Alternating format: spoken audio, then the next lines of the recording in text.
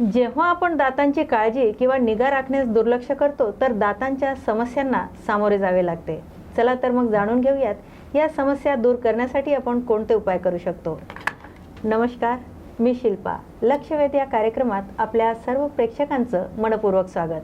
आजचा आपला विषय आहे दातांचे विकार आणि उपचार.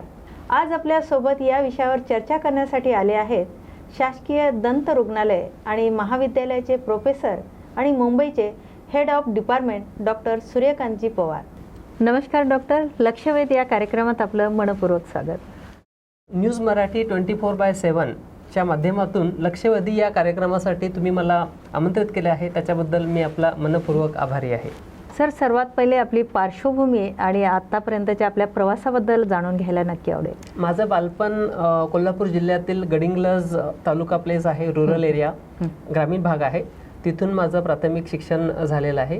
प्राथमिक शिक्षणानंतर माझं ग्रॅज्युएशन मुंबई येथील शासकीय दंत महाविद्यालय नामांकित दंत महाविद्यालयातून माझं ग्रॅज्युएशनचं शिक्षण झालेलं आहे. त्याच्यानंतर माझं पोस्ट ग्रॅज्युएशन शासकीय दंत महाविद्यालय व रुग्णालय नागपूर येथून झालेलं आहे. सध्या मी शासकीय दंत रुग्णालय व महाविद्यालय मुंबई येथे professor and head of the department म्हणून कार्यरत आहे. सोबत महाराष्ट्र आरोग्य विज्ञान विद्यापीठामध्ये माझं PhD सुद्धा चालू आहे आणि अंडर ग्रॅज्युएट आणि पोस्ट ग्रॅज्युएट टीचिंग आमच्या महाविद्यालयातून सुरू आहे आणि त्याच्यासाठी आमच्या रेग्युलर रुग्णसेवा आणि वैद्यकीय शिक्षण, दंत वैद्यकीय शिक्षण या माध्यमातून आम्ही सामाजिक सेवेमध्ये हजर आहोत. फार छान.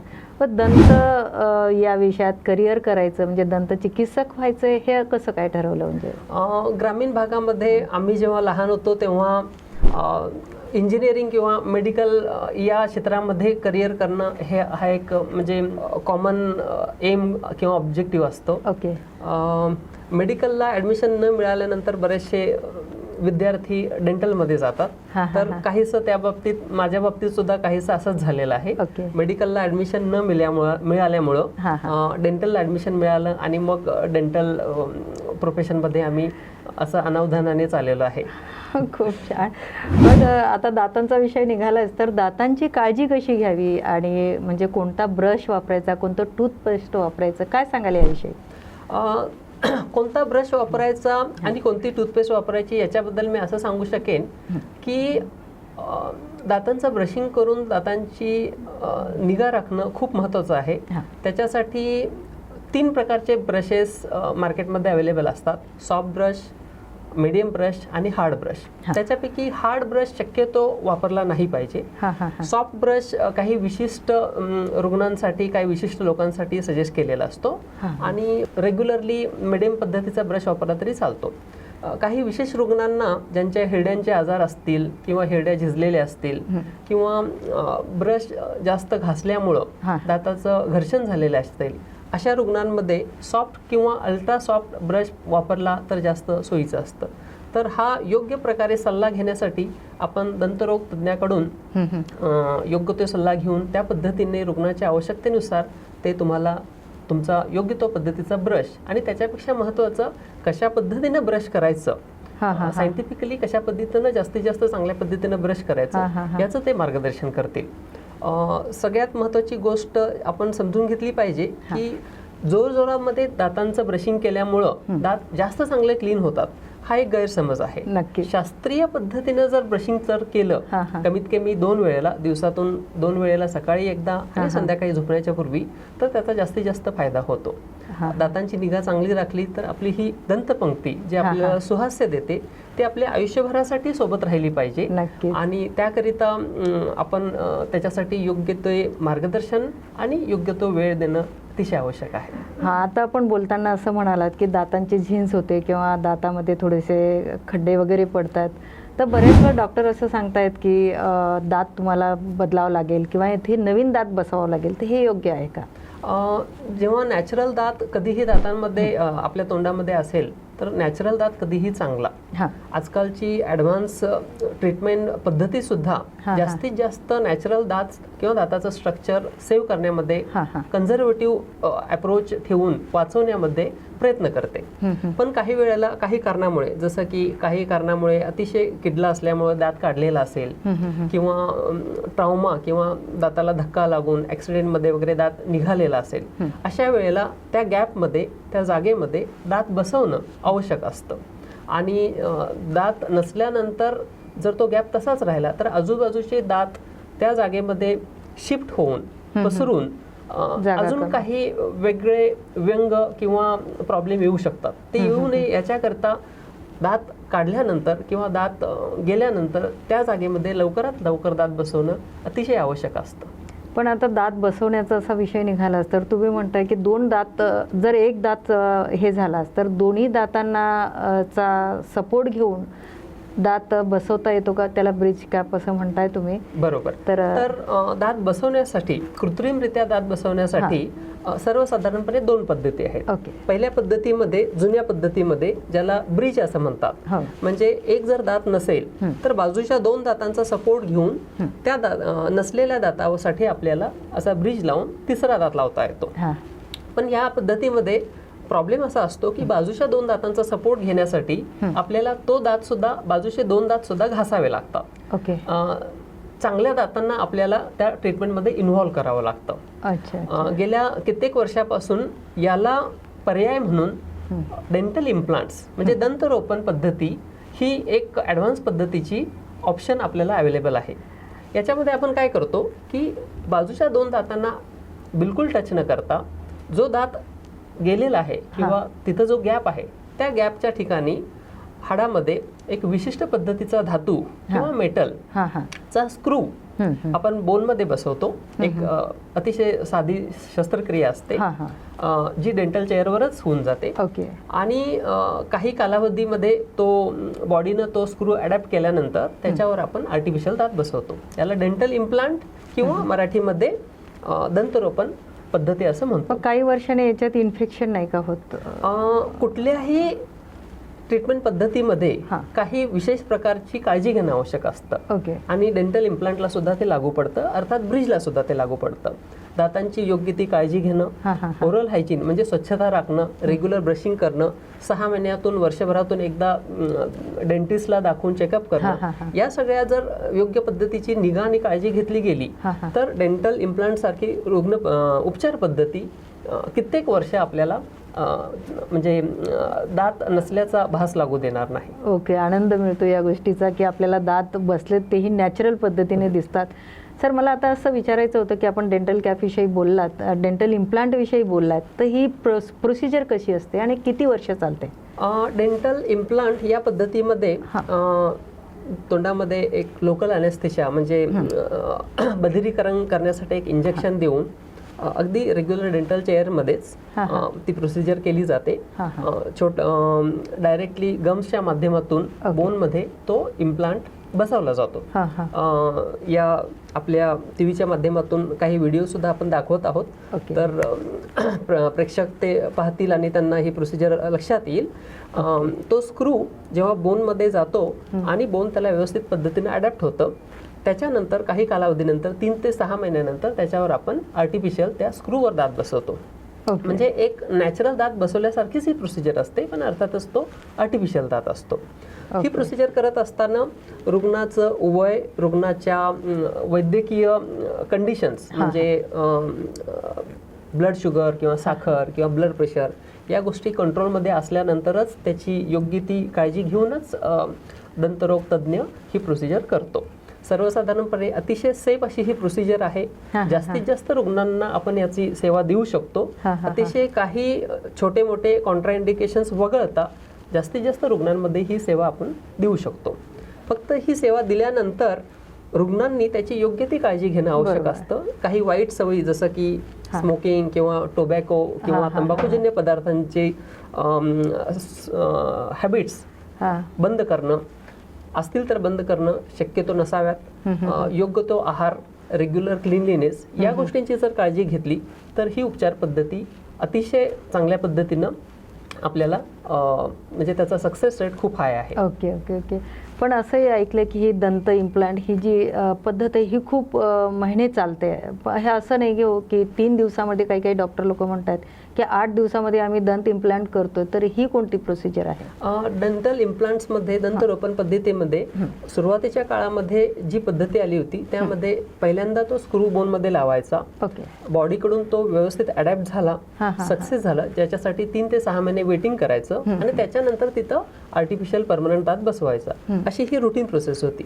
पण ॲडव्हान्स टेक्नॉलॉजी वापरून बऱ्याचशा पेशंटमध्ये इमिजिएट लोडिंग इम्प्लांट्स म्हणजे लवकरात लवकर अगदी 1 ते 2 आठवड्यामध्ये सुद्धा आपण इम्प्लांट लावून त्याच्यावर दात आर्टिफिशियल दात बसवण्याची पद्धती सुद्धा आता अवेलेबल आहे. मग त्याचे काही धोके निर्माण होतात का नंतर पुढे? म्हणजे इतकं 8 दिवसात म्हणजे 4 महिन्याची जी प्रोसिजर आहे ती 8 दिवसावर येऊन ठेपली म्हटल्यावर प्रोसिजर ॲडव्हान्स आहे का? ॲडव्हान्स प्रोसिजर आहेत. मटेरियलमध्ये संशोधन झालेलं आहे, पद्धतीमध्ये संशोधन झालेलं आहे. CBCT म्हणजे जसं मेडिकलमध्ये CT स्कॅनिंग असतं तसंच डेंटलमध्ये CBCT नावाची ॲडव्हान्स डायग्नोस्टिक प्रोसिजर आहे. या प्रोसिजरचा वापर करून योग्य त्या रुग्णांमध्ये आपण ही पद्धती केली तर चांगल्या पद्धतीने केल्यानंतर याच्यामध्ये सुद्धा तितकाच सक्सेस रेट आहे जितका रुटीन किंवा कन्व्हेन्शनल डेंटल इम्प्लांटमध्ये आहे. ओके डॉक्टर, आपण आता पहिल्या वेळेस कॅपविषयी बोललात, तर बऱ्याच जणांचे दात असे पिवळे असतात, प्रत्येकांच्या दातांचे कलर वेगळे वेगळे असतात. जर कॅप बसवायचीच झालीस तर त्या दातासारखी मॅच कॅप मिळेल का? मिळते का परत? सर्वप्रथम मी डेंटल कॅपबद्दल सांगू इच्छितो की जेव्हा काही कारणामुळं दाताचा रंग अतिशय मॅच होणारा नसेल, ज्याची 2 कारणं असू शकतात. त्याला स्टेन्स असं बोलतात. एक तर इंट्रिन्सिक स्टेन्स असू शकतात किंवा एक्सट्रिन्सिक स्टेन्स असू शकतात. एक्सट्रिन्सिक स्टेन्स म्हणजे बाहेरचे काही खाद्यपदार्थ किंवा काही वाईट सवयी जसं की स्मोकिंग, पान, टोबॅको याच्यामुळं काही दातांवर डाग पडलेले असतात. यांना एक्सट्रिन्सिक स्टेन्स म्हणतात. याचं जर आपण चांगल्या पद्धतीने क्लिनिंग वगैरे केलं तर तो दात स्वच्छ होऊन जातो. पण बऱ्याच वेळेला काही इंट्रिन्सिक स्टेन्स असतात, जसं की आईच्या प्रेग्नन्सीच्या काळामध्ये काही विशिष्ट पद्धतीची टेट्रासायक्लिन नावाचे औषधं जर घेतली तर बाळाच्या दातांमध्ये तो आतून पिवळेपणा असू शकतो. त्याला इंट्रिन्सिक स्टेन्स म्हणतात, जे आपल्याला बाहेरून करेक्शन करता येत नाही. तर अशा केसेसमध्ये आपल्याला तो पिवळेपणा घालवण्यासाठी म्हणून आपण दातांवर कॅप वगैरे लावू शकतो. काही केसेसमध्ये काही वेळेला दाताचं फ्रॅक्चर जर झालेलं असेल, दाताला धक्का लागल्यामुळं, रुग्ण पडल्यानंतर किंवा ॲक्सिडेंटल ट्रॉमा किंवा काही कारणामुळे जर दात फ्रॅक्चर झालेला असेल तर काही प्रमाणामध्ये आपण तो दात वाचवण्यासाठी कॅपिंग करू शकतो. काही दातांमध्ये कॅव्हिटी म्हणजेच दंतक्षय म्हणजेच कीड लागलेली असते. ती कीड आतपर्यंत गेल्यानंतर त्याची रूट कॅनल ट्रीटमेंट करणं गरजेचं असतं. अशी रूट कॅनल ट्रीटमेंट केल्यानंतर तो दात ब्रिटल झालेला असतो, ठिसूळ झालेला असतो. तर त्या दाताची लॉंगेटिव्हिटी म्हणजे आयुष्यभर तो चालण्याकरता त्याला चांगला सपोर्ट सिस्टीमने मजबूती देणं आवश्यक असतं. अशा वेळेला आपण ती कॅप लावू शकतो. तर ही कॅप बनवण्याचे वेगवेगळे प्रकार असतात. काही पार्शल कॅप असू शकतात. एस्थेटिक्स किंवा कॉस्मेटिक कारणासाठी समोरच्या दातांना फक्त समोरच्या दिसण्याच्या भागामध्ये आपण पार्शल कॅप लावू शकतो.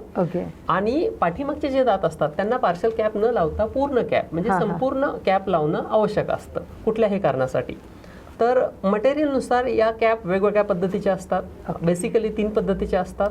एक असतात मेटलची कॅप, जी आपण पाठीमागच्या दातांना लावतो, जी दिसत नाही. समोरच्या दातांना आपण मेटल कॅप लावू शकत नाही कारण ते मेटल दिसू शकतं. त्याच्यासाठी ऑप्शन म्हणून मेटलला कव्हर केलेलं दाताच्या कलरचं मटेरियल आपण कॅपसाठी वापरू शकतो. किंवा आजकाल सिरॅमिक किंवा झिरकोनिया या पद्धतीचं मटेरियल अवेलेबल आहे, जेणेकरून अगदी नॅचरल दातासारखं ती कॅप आपल्याला देता येते. आता राहिला तुमचा प्रश्न पिवळेपणाबद्दल, तर पिवळ्या दातांवर सुद्धा आपण अशा पद्धतीच्या कॅप्स लावू शकतो.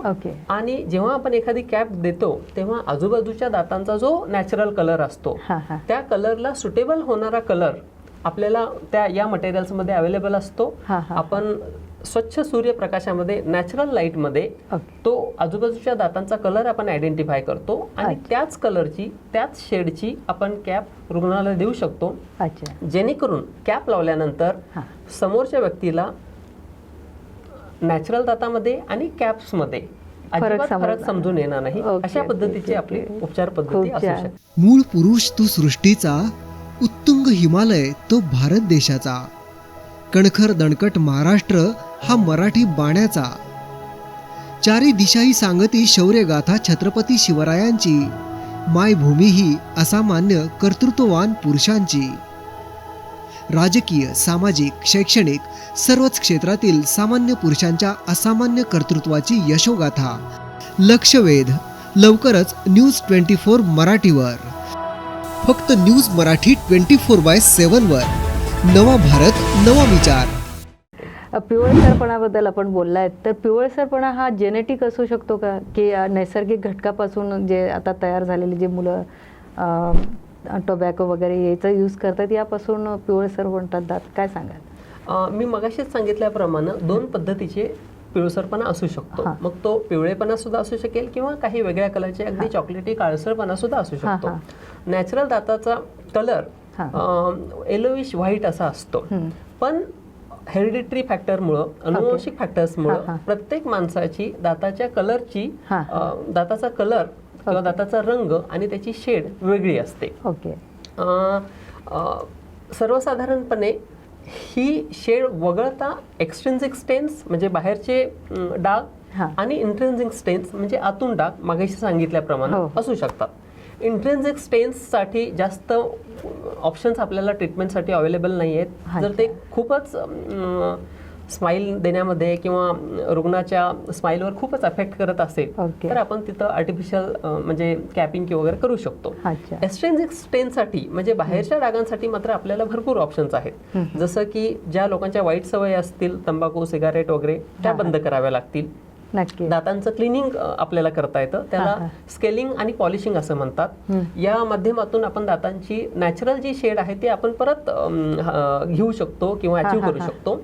आणि रुग्णानं रेग्युलर ब्रशिंग वगैरे करून त्याची दाताची निगा जर योग्य पद्धतीने राखली तर दाताची शेड चांगल्या पद्धतीने मेंटेन करता येते. या व्यतिरिक्त काही रुग्णांमध्ये, काही लोकांमध्ये स्टेन्स खूप जास्त प्रमाणात असतात. जे लोक वर्षानुवर्ष तंबाखू सदृश्य किंवा पान सदृश्य पदार्थ खात असतात, अशा लोकांमध्ये ब्लिचिंग नावाची एक ट्रीटमेंट उपचार पद्धती अवेलेबल आहे की ज्याच्यामध्ये काही केमिकल्स वापरून दातावरचं जे आवरण असतं इनॅमल, त्या इनॅमलचा वरचा भाग अतिशय मायक्रो लेवलवर, अतिशय बारीक लेवलवर तो भाग काढला जातो आणि त्या माध्यमातून ते स्टेन्स किंवा ते डाग नाहीसे होतात आणि दातांना चांगल्या पद्धतीची शेड आपल्याला देता येऊ शकते. तर ही ब्लिचिंग नावाची उपचार पद्धती सुद्धा आपल्याला इझिली अवेलेबल आहे. त्याचा सुद्धा बऱ्याच लोकांना उपयोग होऊ शकतो. ब्लिचिंगमुळे दात खराब नाही होत? चांगला प्रश्न विचारलात आपण. ब्लिचिंग ह्या पद्धतीमध्ये दातावरचं जे कव्हर असतं, ज्याला इनॅमल असं म्हणतात, त्या इनॅमलचा काही पोर्शन, काही भाग घासला गेला जातो किंवा नाहीसा केला जातो. तर अतिशय कमी प्रमाणामध्ये, म्हणजे अगदी आवश्यक असेल तेव्हा आयुष्यभरामध्ये 2, 3, 4 वेळेला जर ही ब्लिचिंग पद्धती केली गेली तर त्याचा नक्कीच फायदा असतो. पण काही कारणामुळे, जसं की फिल्म इंडस्ट्रीतल्या लोकांना किंवा मॉडेलिंगच्या लोकांना किंवा जे लोक त्यांचं प्रोफेशन सोशल मीडियावर किंवा कॅमेऱ्यासमोर असतं, अशा लोकांना चांगलं स्माईल मिळण्यासाठी जर ही ब्लिचिंगची पद्धती ते लोक वारंवार करतात, सारखं केल्यामुळं मात्र त्याची दातांना दीर्घकालीन त्याची इजा होऊ शकते. त्यामुळं जास्त त्याचं अतिरेक टाळला पाहिजे. कुठल्याही गोष्टीचा अतिरेक हा शेवटी वाईटच असतो. मग उपचार पद्धती सुद्धा त्याला म्हणजे अपवाद ठरणार नाही. नक्कीच. एक कॅपची कॉस्ट काय असते, काय सांगाल?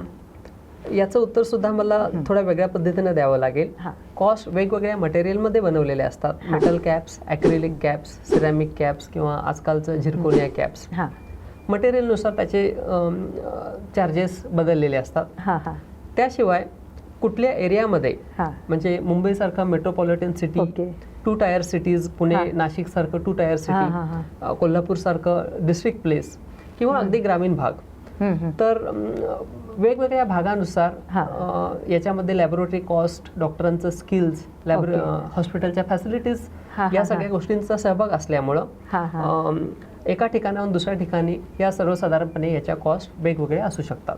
पण अतिशय माफक दरामध्ये शासकीय दंत महाविद्यालय किंवा शासकीय रुग्णालयामध्ये अतिशय माफक दरामध्ये सर्वसामान्यांना परवडतील अशा दरामध्ये या सेवा नियमितपणे उपलब्ध आहेत. नक्कीच थोड्या बहुत फरकाने प्रत्येक भागामध्ये याची कॉस्ट कमी जास्त होऊ शकते. नक्कीच सर. वयामानानुसार दात हालतात, खराब होतात, किडणे किंवा पडणे, हिरड्यांचे आजार हे चालू होते. ह्या समस्या निर्माण होतात आणि ह्या समस्या निर्माण होऊ नये म्हणून आहारात किंवा कोणत्या प्रकारचा समावेश आवर्जून करावा असं वाटतं? बॅलन्स डाएट म्हणजे सकस आहार आपल्या पूर्ण शरीरासाठी, शरीराच्या आरोग्यासाठी सकस आहार अतिशय आवश्यक असतो. प्रथिने, कार्बोहायड्रेट्स, कर्बोदके, फॅट्स, व्हिटॅमिन या सगळ्यांचा सकस आहार जर असेल तर तो दातांसाठी आणि दातांची सपोर्ट सिस्टीम म्हणजे हिरड्यांच्यासाठी सुद्धा चांगल्या पद्धतीनं आपल्याला आवश्यक असतो. लहानपणापासून, तरुणपणापासून वृद्धावस्थेपर्यंत जर सकस आहार घेतला तर त्याचा नक्कीच आपल्या दंतपंक्तीसाठी सुद्धा फायदा होतो. दुसरी गोष्ट, वयोमानानुसार हिरड्यांची झीज होत असते. हिरड्यांची झीज म्हणजेच हिरड्यांच्या खाली जे बोन असतं, हड्डी असते, त्याची झीज होत असते.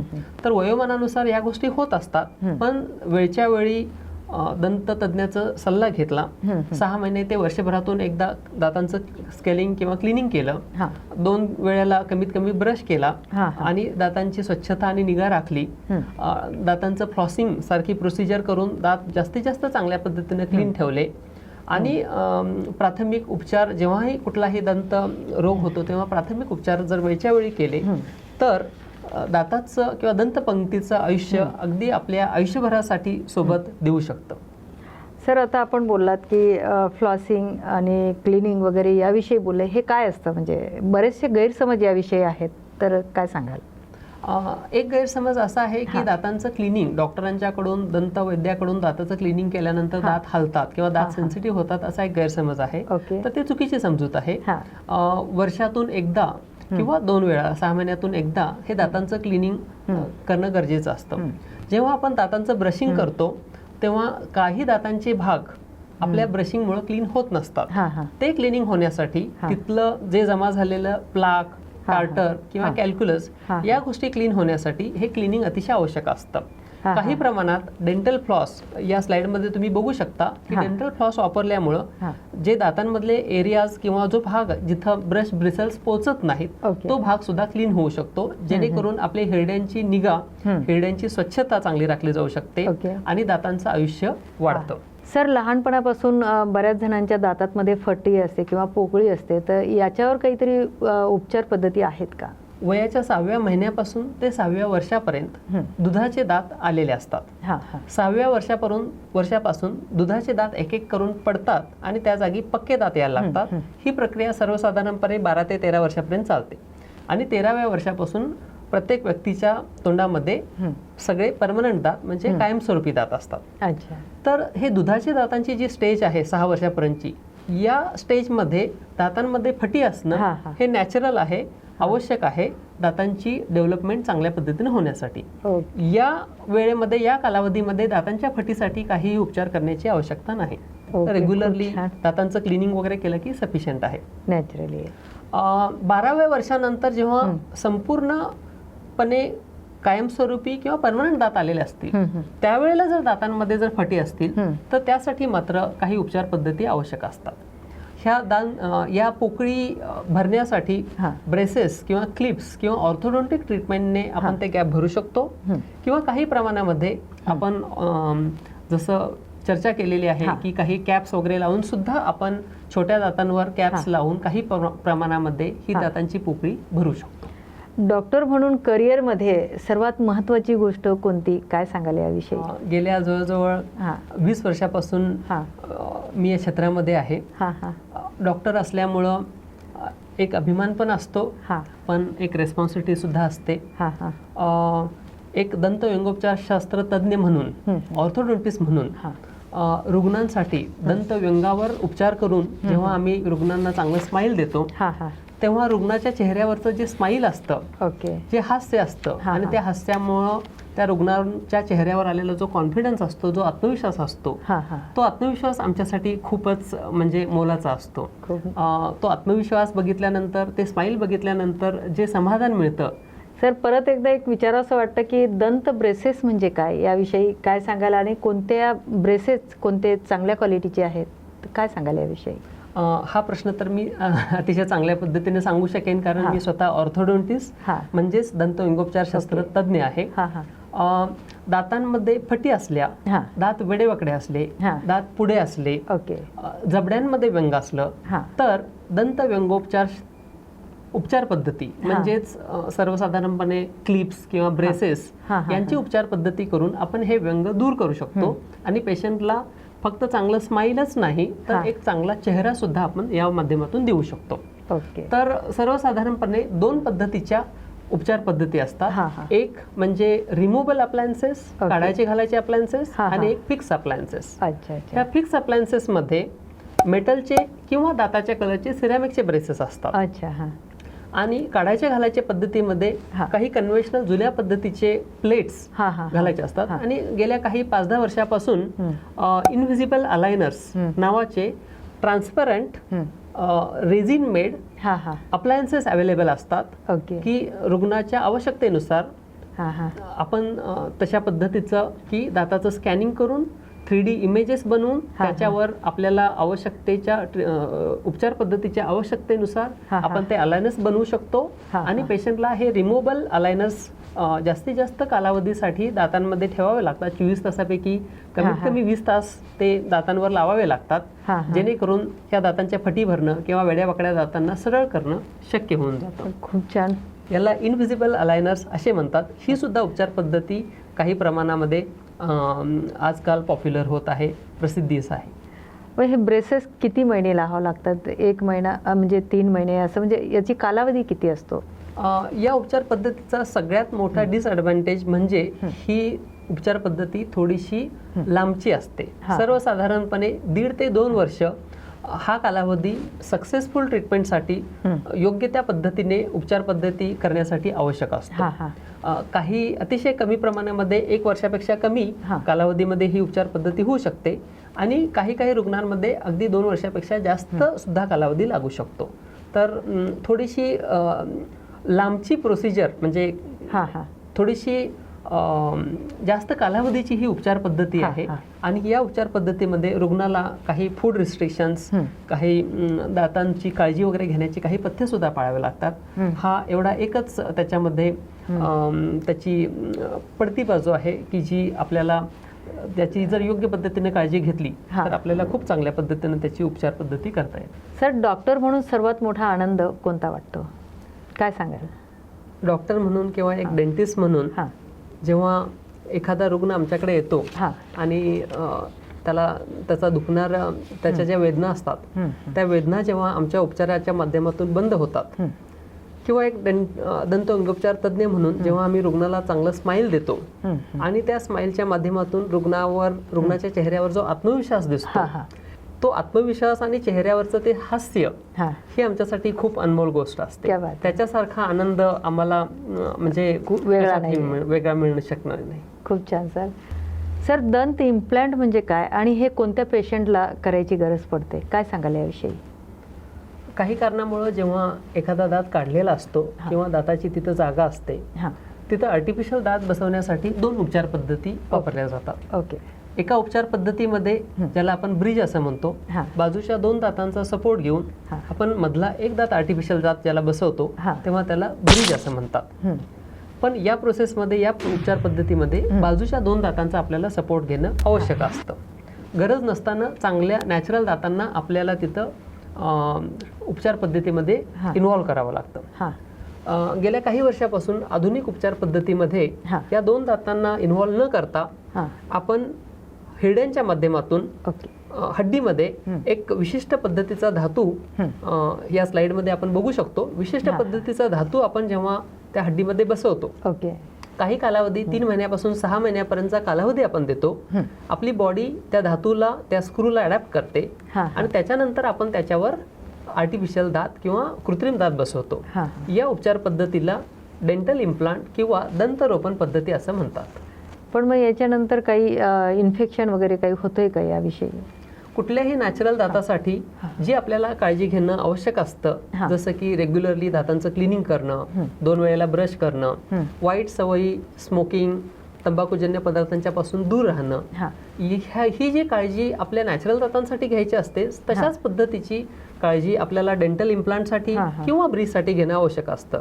योग्य पद्धतीनं जर निगा राखली, वेळच्या वेळी दंत तज्ज्ञाला दाखवून आवश्यक ती क्लिनिंग आणि प्रोसिजर जर केल्या तर डेंटल इम्प्लांट ही अतिशय सक्सेसफुल पद्धतीची उपचार पद्धती आहे. सर, आता आपण पहिले बोललात तर दातामधील गम रिसेशन म्हणजे काय, याविषयी काय बोलायला? गम रिसेशन म्हणजे हिरड्यांचे काही आजार असतात. ओके. वयानुसार दातांचं घर्षण झाल्यामुळं म्हणा किंवा ब्रशिंग टेक्निकमुळं म्हणा दात पण घासले जातात आणि हिरड्या सुद्धा कमकुवत होऊ शकतात. जर आपली ब्रशिंगची पद्धती चांगली नसेल तर दातांच्या भोवती, हिरड्यांच्या भोवती काही प्लाक, टार्टर आणि कॅल्क्युलस असे काही हानिकारक पदार्थ जमा होत जातात आणि ज्याच्यामुळं हिरड्यांचे आजार होतात. आणि या हिरड्यांच्या आजारामुळं हड्डी, हिरड्यांच्या आतमध्ये जी हड्डी असते किंवा जे बोन असतं ते बोन रिसेशन होतं किंवा बोनची झीज होते आणि त्यानुसार हिरड्यांची सुद्धा झीज होते. तर काही प्रमाणात वयानुसार हे चेंजेस अनअवॉइडेबल असतात, टाळता येत नाहीत. पण बऱ्याच प्रमाणात जर हे पुढच्या स्टेजमध्ये गेले तर तो दात हलणं किंवा काही प्रमाणात तो दात काढावा लागणं हे प्रॉब्लेम येऊ शकतात. तर या गोष्टी टाळण्यासाठी रेग्युलरली म्हणजे दातांची निगा राखणं, चांगलं क्लिनिंग ठेवणं, ओरल हायजीन मेंटेन करणं, या गोष्टी जर आपण केल्या तर बऱ्याच प्रमाणामध्ये आपल्याला हिरड्यांची आणि हड्डीची झीज टाळता येऊ शकते. सर, बऱ्याच वेळेस असं होतं की दाताला जेव्हा कीड लागते किंवा झीज होते तर डॉक्टर सल्ला देतात की तुम्ही रूट कॅनल करा. तर रूट कॅनल विषयी काय सांगाल? दाताला जेव्हा कीड लागते, किडेमुळे दातांमध्ये खड्डा पडतो. जेव्हा हा खड्डा वरच्यावर असतो तेव्हा काही रेझिन्स, सिमेंट्स किंवा सिमेंट चांदी भरून आपण ती कीड काढून तो दात भरू शकतो. हा खड्डा जेव्हा खूप आतपर्यंत जातो तेव्हा दातांचे आवरण, इनॅमल, डेंटिल हे त्याच्यामध्ये किडेमुळं खराब होतात आणि तो जे इन्फेक्शन असतं ते आतल्या नसपर्यंत जातं. अशा वेळेला ते इन्फेक्शन आपल्याला कंट्रोल करणं आवश्यक असतं. त्याकरिता काही विशिष्ट उपचार पद्धती केली जाते ज्याच्यामध्ये ही खराब झालेली जी नस असते ते आपण काढतो, त्याचं निर्जंतुकीकरण करतो, औषधांचं आणि मेकॅनिकल इन्स्ट्रुमेंट्सनी क्लिनिंग करून त्या रूटमध्ये म्हणजे त्या नसमध्ये आर्टिफिशियल आपण नस भरतो आणि त्याच्यावर योग्य पद्धतीचं आपण फिलिंग करतो. आपण ह्या स्लाइडमध्ये बघू शकतो की कशा पद्धतीनं ही रूट कॅनल ट्रीटमेंट केली जाते. अशा पद्धतीनं तो दात न काढता आपण वाचवू शकतो. आणि ही रूट कॅनल पद्धती झाल्यानंतर योग्य त्या प्रमाणामध्ये त्याच्यावर फिलिंग किंवा कॅप आपण लावू शकतो. असं केल्यामुळं आपण तो नॅचरल दात वाचवू शकतो.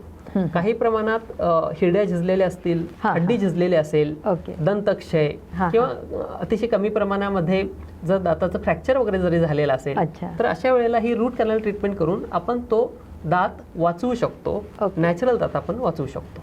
पण बऱ्याच वेळेस असंही ऐकायला भेटतं की रूट कॅनल केल्यावर दात 4-6 महिन्याने किंवा वर्षाने त्या दातामध्ये इन्फेक्शन होतंय. हे कशामुळे होतंय? योग्य पद्धतीनं जर रूट कॅनल ट्रीटमेंट केलेली असेल आणि त्याच्यावर योग्य त्या पद्धतीचं रेस्टोरेशन, फिलिंग किंवा जर कॅप लावलेले असेल तर वर्षानुवर्ष ह्या उपचार पद्धतीनंतर काहीही प्रॉब्लेम येत नाही. पण बऱ्याच वेळेला होतं काय की रुग्ण ट्रीटमेंट किंवा उपचार पद्धती अर्धवट सोडून देतो. डॉक्टरांनी कॅप ॲडवाइस केलेली असते तर त्याच्यावरती कॅप लावली जात नाही. अशा वेळेला किंवा योग्य त्या पद्धतीचं त्याची काळजी घेतली जात नाही, निगा राखली जात नाही किंवा काही वाईट सवयी असतात. अशा वेळेला त्या दातांमध्ये परत इन्फेक्शन होऊन परत रूट कॅनल ट्रीटमेंट करण्याची गरज पडू शकते. काही एक्स्ट्रीम केसेसमध्ये, काही केसेसमध्ये फ्रॅक्चर जर झालेला असेल, दात अतिशय खराब झालेला असेल तर मग तो दात काढण्याशिवाय पर्याय राहत नाही. खूप छान माहिती सर आपण सांगितली आज. मूळ पुरुष तो सृष्टीचा, उत्तुंग हिमालय तो भारत देशाचा, कणखर दणकट महाराष्ट्र हा मराठी बाण्याचा, चारी दिशाही सांगती शौर्यगाथा छत्रपती शिवरायांची, मायभूमी ही असामान्य कर्तृत्ववान पुरुषांची. राजकीय, सामाजिक, शैक्षणिक सर्वच क्षेत्रातील सामान्य पुरुषांच्या असामान्य कर्तृत्वाची यशोगाथा. लक्षवेध फक्त न्यूज मराठी 24/7 वर. नवा भारत, नवा विचार. न्यूज मराठी 24/7. नवा भारत, नवा विचार. पुन्हा एकदा आपल्या कार्यक्रमात सर्व प्रेक्षकांचं स्वागत. कार्यक्रमाच्या पूर्वार्धात आपण जाणून घेतले दातांची काळजी कशी घ्यावी आणि डेंटल कॅप याविषयी माहिती घेतली. आणि आपल्यासोबत आहे शासकीय दंत रुग्णालय आणि महाविद्यालयाचे प्रोफेसर आणि Mumbai head of department doctor Suryakant Pawar. Sir, पुन्हा एकदा लक्षवेध या कार्यक्रमात आपलं स्वागत. सर, तुमच्या कारकिर्दीतील एखादा अविस्मरणीय अनुभव आम्हाला सांगता येईल? काय सांगाल याविषयी? 2008 न्यूज साली, मराठी 24/7 माहिती आहे, नवा 2008 भारत साली, नवा विचार. मुंबई शहरावर टेररिस्ट अटॅक झालेला होता. हां कसाब आणि मंडळींचा जो अटॅक होता, हां या अटॅक झाल्यानंतर CST VT स्टेशनवर अटॅक झाल्यानंतर बऱ्याचशा लोकांना त्याच्यामध्ये इजा झालेली होती. बरेचसे लोक त्याच्यामध्ये दगावले होते. हो हो. आणि त्या सगळ्या रुग्णांना सेंट जॉर्ज रुग्णालयामध्ये उपचाराकरता आणण्यात आलं होतं. हां तर मला सांगायला अभिमान वाटतोय की सेंट जॉर्ज रुग्णालयांच्या डॉक्टरांच्या सोबत आमच्या महाविद्यालयातले शासकीय दंत रुग्णालय व महाविद्यालयातले आम्ही तेव्हा सगळे स्टाफ मेंबर्स आणि आमचे सगळे विद्यार्थी ओके अगदी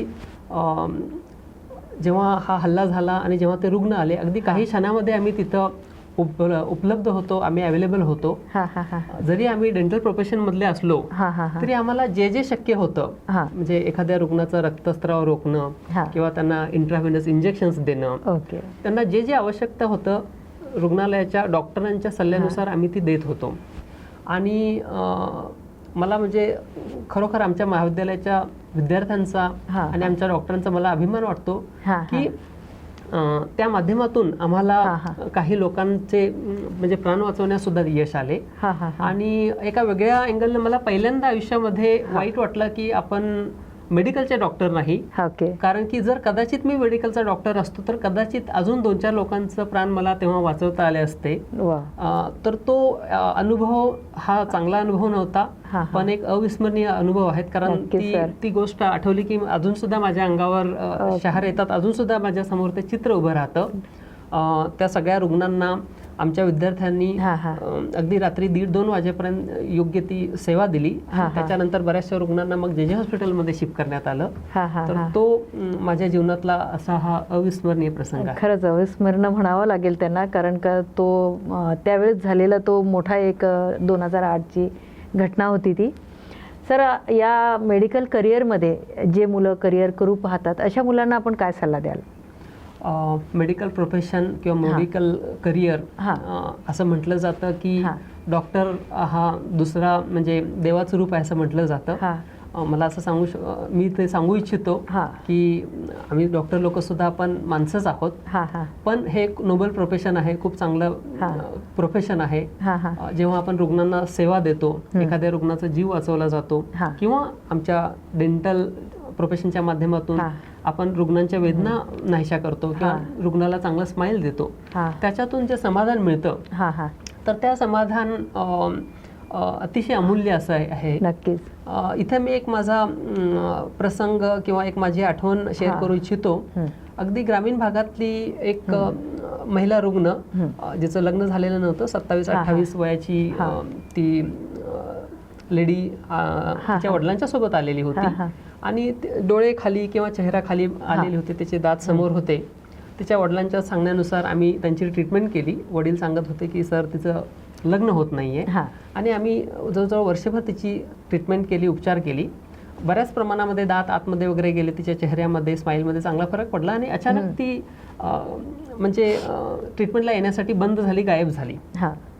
आणि 4-5 महिन्यानंतर ती परत आली आणि तिचं पूर्ण रूप चेंज झालेलं होतं. म्हणजे ड्रेसमध्ये येणारी ती स्त्री साडी घालून आलेली होती, गळ्यात मंगळसूत्र होतं आणि त्यांच्यासोबत तिचे हस्बंड होते आणि वडील होते. आणि जेव्हा ती आली आणि डायरेक्टली ती पाया पडली आणि वडील अक्षरशः डोळ्यामध्ये पाणी येऊन म्हणायला लागले की सर, तुमच्यामुळं माझ्या मुलीचं हास्य चांगलं झालं आणि माझ्या मुलीचं लग्न झालं. तर तेव्हाचं जे समाधान होतं, म्हणजे रुग्णाच्या चेहऱ्यावरचं स्माईल बघून जे आम्हाला समाधान मिळालं होतं, ते समाधान म्हणजे अविस्मरणीय आणि अमूल्य असं आहे. यस, कोणत्या गोष्टीत तोलल्या जात नाही आहे, एवढं मोठं अविस्मरणीय आहे सर. तर आज आपल्या या कार्यक्रमात दातांचे विकार आणि त्यावरील उपचार याविषयी डॉक्टरांनी खूप छान माहिती आपल्याला सांगितली. तर आजच्या आपल्या या कार्यक्रमात दातांचे विकार आणि त्यावरील उपचार याविषयी डॉक्टरांनी खूप छान माहिती सांगितली. आशा करते सर्वांसाठी ही माहिती महत्त्वपूर्ण ठरेल. तर धन्यवाद सर, तुमच्या व्यस्त वेळापत्रकातून थोडा वेळ काढून आपल्या प्रेक्षकांना इतकी महत्त्वाची आणि महत्त्वपूर्ण माहिती आपण दिलीत त्याबद्दल खरंच आपले धन्यवाद. धन्यवाद. थँक्यू. पुन्हा भेटूया सुपर स्पेशालिस्ट डॉक्टरांसोबत पुढच्या कार्यक्रमात नवीन विषय घेऊन. तोपर्यंत पाहत राहा न्यूज मराठी 24/7. शुभ रात्री.